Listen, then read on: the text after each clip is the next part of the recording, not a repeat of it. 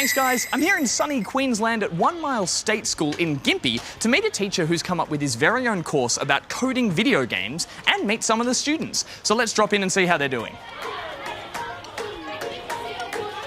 So what's moving? We've got a background. What do we need to have now? The background behind the coding project came from an idea that students, when they're learning the program, would find it possibly hard. They'd find it difficult unless we made some sort of fun element to it. And can you run me through the course? What exactly are the kids doing? They learn the basics of how to program using some really simple programs like Scratch. Then once they advance into, say, year 5 and 6, they advance to using something like Game Maker, where they start learning some basic scripting. And then by the time they're in years, say, 8, 9 or 10, they're learning to program using something like C# in a program called Unity. And along the way, they're developing their programming skills, but using the whole way how to make a game. The games that we're making are games that the kids can take home on their own mobile phones or on their own smartphones or tablets. And so they love being able to show their mum and dad what they can make. They love being able to show their friends in the playground, hey, I made this particular game. So they find it very positive. Describe to me the games you've made. So we've made Catch the Squid, so it's a game how you've got coral all the way around the outside and a squid bouncing around in, and you have to click on it. And when you click on it, you get a point and it changes direction. Right, and then you guys have been working on a different one today, but with a squid as well. Yeah. And what's that one called? It's called Squirty Squid. It's a lot like Flappy Bird. How have you found like the lessons? How are they going, and what's it like learning to actually code a game? It's a lot of fun. Does it feel like schoolwork while you're working on it? No, it doesn't feel like schoolwork at all. Tell me a bit about the programming and what you guys have been learning specifically. So we have been learning how to type code correctly. The computer says if you type something, just one word incorrectly, the game won't let you play it because it won't accept the code. It's good that Mr. Beatty can do it up on the screen, so if you don't understand it, you can watch and then you can do it yourself. It's sort of good that you get to have a turn by yourself, not just watch all the time.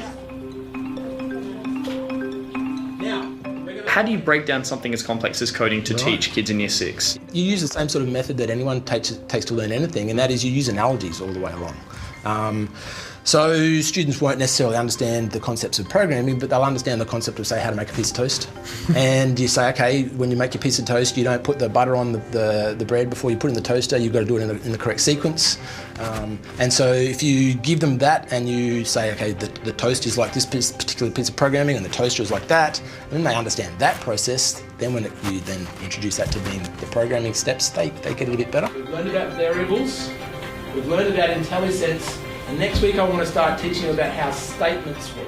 Okay, Josie, did we fix the problem we were having before? Yes. Okay, can you show me how it's working now? Yes. When we move the space bar, it will work. It will fall, but it depends on how much we press it. I'm trying not to get it all the way down, otherwise it will fall all the way down. Just tell me, when you run into a problem like that, how do you get the problem solved here? Do you go back to the book, or do you ask the teacher, or do you get a classmate to help you? I look at the book and try and see if I can solve it myself, and then if I can't do that, then I put my hand up and I ask the teacher, and they will help me with it. Do you find it tricky, or do you enjoy it? It's very fun, and it's good to know how to program a game and make it, and that's really cool. It's actually quite fun. What sort of reaction have you had from the kids in terms of watching them learn and how they learn to do something as complex as coding? I've had the initial fear reactions of, I don't think I can do this. I've had the look of surprise when something that they thought might not work then does work. Then I've had the looks of joy and positivity when they get through to completing a whole completed project that they've maybe taken 10 weeks to make their whole project on, and they get that made. And that's why you become a teacher, to be honest, those moments there.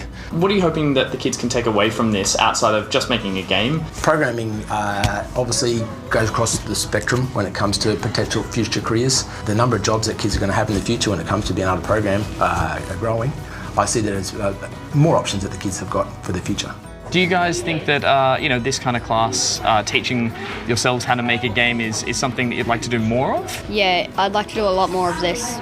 Even extending it into a career would be really good. Really? What kind of what would be your dream job? To become a professional game programmer.